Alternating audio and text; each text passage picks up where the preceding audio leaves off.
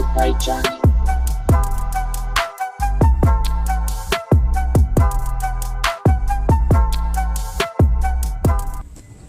Gandang araw sa inyo guys. Ngayong araw na to may chichikin tayong isang unit ng aircon.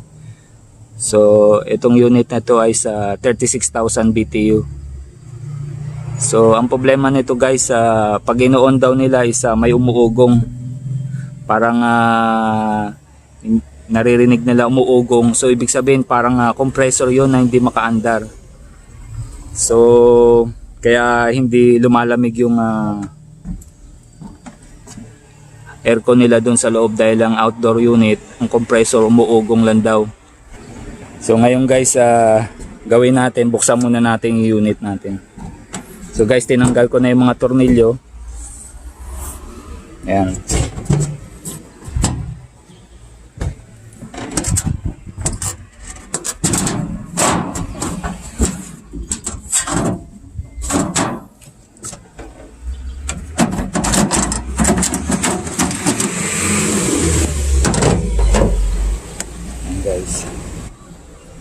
So ngayon guys, usually kasi halos karamihan ng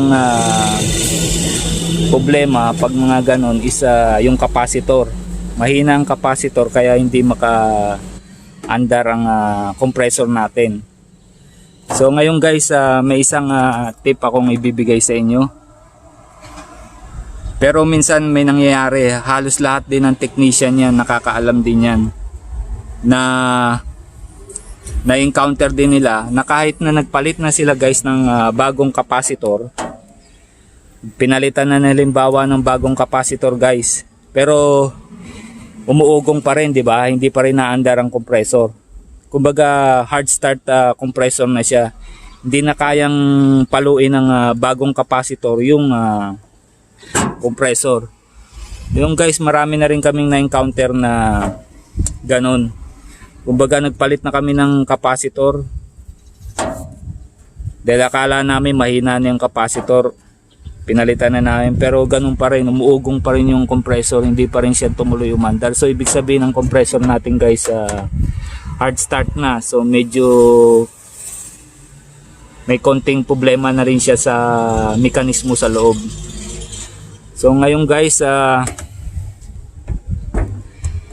ang gagawin naman natin, meron akong isang capacitor guys na isi-share sa inyo na napakagandang capacitor nito. Ito yung tinatawag namin guys na booster. So guys, ito yung sinasabi ko na booster. So ito is Super 7 relay and hard start capacitor. Increase compressor starting torque to 600 ang ano niya, ang torque niya. So ibig sabihin guys, kahit medyo hirap na yung compressor makaandar, kaya niyang paluin tong compressor nyo. Kumbaga ibubush niya yung capacitor nyo para paandarin ng compressor. Kasi guys, karamihan, 'di ba? Pag hindi na mapaandar ng capacitor kahit bagong palit nyo, talagang sinasabi na natin is yung compressor dead na. Hindi na talaga, magpapalit na tayo ng compressor guys, di ba? Kasi hindi na kayang paandarin ng original na capacitor niya. So ngayon guys, ito matagal na rin namin ginagamit to. So pag ganun ang na-encounter namin nangyayari, naglalagay na rin kami ng booster para sa mga compressor, kumbaga para humaba pa yung buhay ng compressor, kumbaga lalo pang tumagal. Instead na magpalit na ng compressor, lagyan nyo muna nito guys, tatagal pa yung compressor nyo, mga ilang taon pa. Kasi nasubukan na namin to guys, tong booster na to. So parang pangsipa niya lang to sa starting. Yung kasi mga minsan, di ba, may nahirapang paandarin ng compressor kahit bago na yung capacitor kasi hanggang doon lang yung kaya niyang pero pag may booster, so kaya niyang patakbuhin, sipain yung starting ng malakas na torque para umandar ang compressor. So ito guys, ginagamit namin palagi ito pagka yung ganun na na-encounter namin at sigurado tumatagal yung mga compressor. Tsaka guys, ito pag nakagamit kami nito, halimbawa linagyan namin nito tapos nahirapan pa rin paandarin. So yun, saka na kami nagde-decide na talagang palitan na ng compressor. Pero hanggat nalagyan na namin ito at tumakbo, so tuloy-tuloy na nating ilalagay ito. Nakakabit lang to sa capacitor, itong dalawan ditong ito, magkabilang capacitor lang yan guys, magkabilang terminal lang ng capacitor. So lagi na naka-hook up sa capacitor yan guys. So ito kasing sikat to sa US, itong mga gantong hard start, ginagamit talaga to pa. Ayan guys, kung mababasa nyo, nakalagay for tight compressor, low voltage, quick recycling. So yan. So ito guys, itong unit na to pwede sa mga single phase 110 hanggang 288 volt na air condition. So kung makikita nyo guys, nakalagay 18,000 to 120,000 BTU. So ibig sabihin 1 horsepower hanggang 10 horsepower ang kaya niyang i-torque na sipain ng compressor para lumakas yung pag-start niya. So ito guys, ngayon ikakabit natin to guys dito sa compressor natin na hard start. So ituturo ko sa inyo kung paano paglagay guys.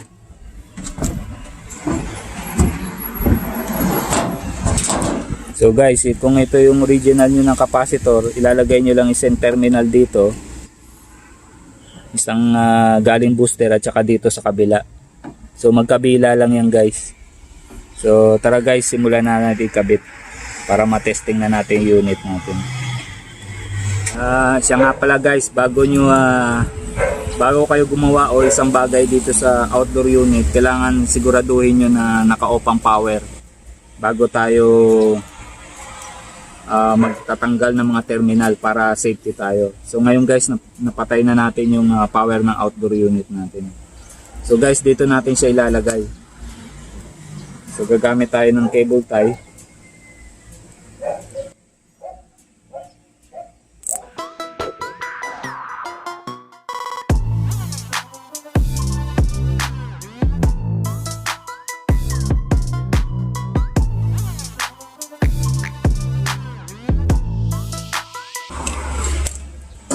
So ito yung guys. So ito, itang terminal lalagay lang natin dito. Tsaka isang terminal, dahil dalawa doon, yung isang hugutin mo tong isang puti dito, di papasak dito.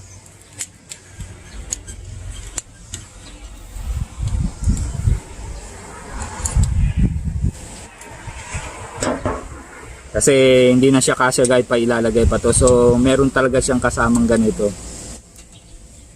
So yan. Lalagay mo na rin yan doon guys.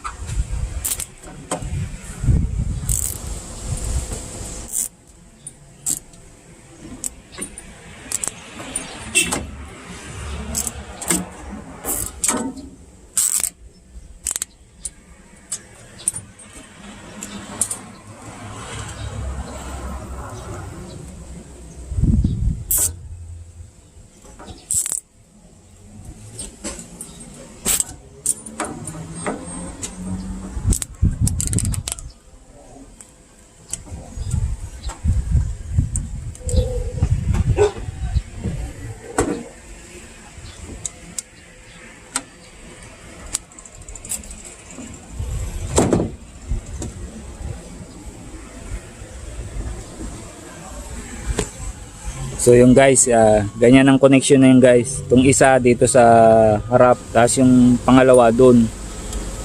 Pagsasamahin mo lang yan dun sa dulo. So yun lang ang connection yung guys. Tapos ito, iwanan na natin talagang nakalagay dyan kasi yan ang magbo-booster sa capacitor para paanda rin ng mga tight na compressor ng mga hard start na hindi na kaya nitong ganitong klaseng original na capacitor. So ito yung guys magpapahaba pa ng buhay ng compressor natin. So iniiwanan lang namin yan guys hanggang sa umandar siya. So sa ganun mapapatagal pa yung buhay ng compressor. So ayan guys, so tara guys, secure na muna natin, tapos paanda rin natin yung unit natin.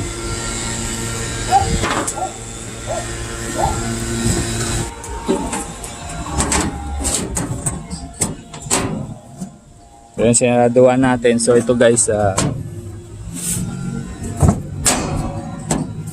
wala natin makabukas. So ayan guys, paanda rin na natin doon sa loob yung unit natin. Ngayon wala pa siyang power kasi pag may power guys, iilaw tong board natin.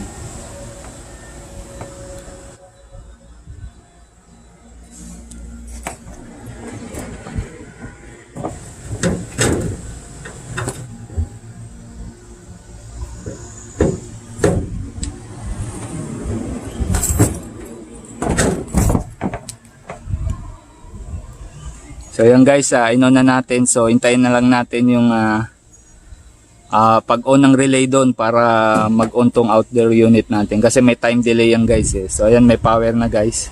So hintayin natin guys kung tatakbo na. Ayun guys, lakas ng palo niya guys. Talagang pinalo niya ng gusto yung compressor natin sumipa.